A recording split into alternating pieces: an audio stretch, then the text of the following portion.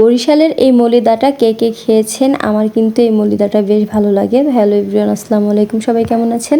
আলো lifestyle blog থেকে আমি আলো আপনাদের সাথে কিন্তু বরিশালের বিখ্যাত মলিদা রেসিপি নিয়ে চলে এসেছি। মলিদা বানাতে সর্বপ্রথম লাগছে নারিকেল। নারিকেলটা কিন্তু আমি কুড়িয়ে নিয়েছি আর বেশ কিছুটা নারিকেল নিয়েছি। নারিকেলটা হাফ কাঁচা ছিল, একদম বেশি পাকা নারিকেলটা এখানে ইউজ না করলে বেশি ভালো হয়। হাফ কাঁচা যে নারিকেলটা ওইটা দিয়েই কিন্তু এই মলিদাটা বেশ ভালো হয়। আবার অনেকেই বলে যে ঝুনা নারিকেলে নাকি স্বাদ বেশি ভালো হয়, কিন্তু আমার কাছে কাঁচাটাই ভালো লাগে। এদিকে কিন্তু আমি চিরা ভিজিয়ে নিয়েছি।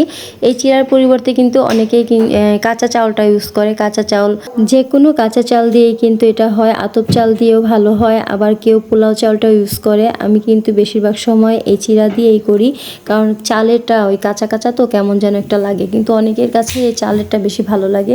যাই হোক, আগে বলে রাখি চিরাগুলো কিন্তু অনেকক্ষণ আগে পানি দিয়ে খুব সুন্দর করে ধুয়ে কিছুক্ষণ ভিজিয়ে রাখতে হবে।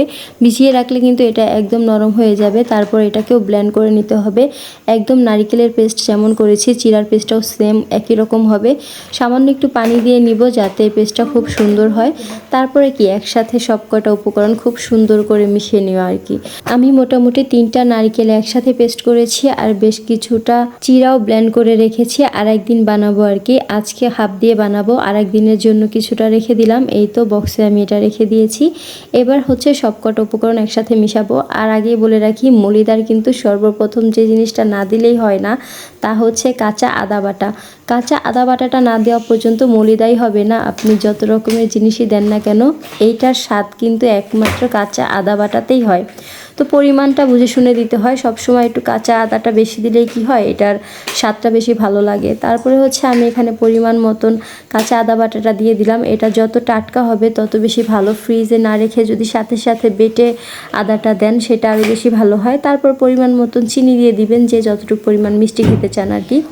তো দিয়ে দেওয়ার পরে খুব সুন্দর করে মিশিয়ে নেবেন। যেহেতু আমি ব্লেন্ডার করেছিলাম আর এখানে চিরা ছিল, চিরাটা ব্লেন্ড করার কারণে হচ্ছে একদম বেশি আঠালো হয়ে গিয়েছিল। এটা চামিচের দ্বারা মেশাতে একটু সমস্যা হচ্ছিল, তাই কিন্তু আমি একটি ডাল ঘুটনি দিয়ে খুব সুন্দর করে ঘুটিয়ে নিয়েছি। আর এখানে ঠান্ডা পানি দিয়ে নিয়েছি। ঠান্ডা ঠান্ডা কিন্তু এটা বেশ ভালো লাগে। আর সাথে উপরে কিছুটা মুড়ি দিয়ে দিয়েছি। এটা দিলে দেখতেও বেশ ভালো লাগে আর মুখে দিলে ক্রাঞ্চি একটা ভাব আসে, খুব বেশি ভালো লাগে।